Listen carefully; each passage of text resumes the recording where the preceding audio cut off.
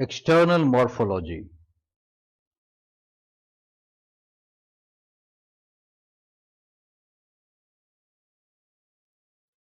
Size.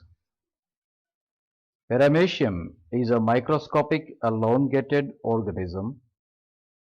Its species vary in length from 80 microns to 350 microns.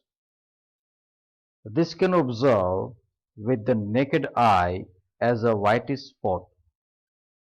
The largest species of Paramecium cordatum measures between 170 microns and 290 microns. The greatest diameter of the cylindrical body is about two-thirds of its entire length. Shape. Paramecium is often described as slipper-shaped. Its shape is usually constant, in general asymmetrical. Paramecium cordatum, which means slipper-shaped animalcule. The body is elongated, blunt and rounded at the anterior end and to some extent pointed at the posterior end. It is circular with greatest diameter behind the central of body. The anterior half of body is slightly twisted. The body is distinguished into an oral or ventral surface and an arboreal or dorsal surface. Oral groove.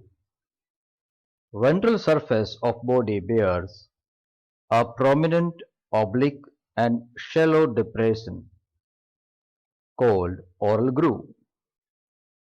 It originates from the middle of body and extends to the left side of anterior end.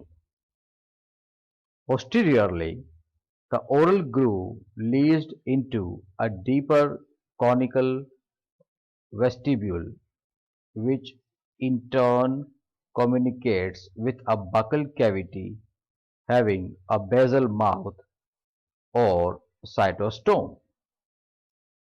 Pellicle.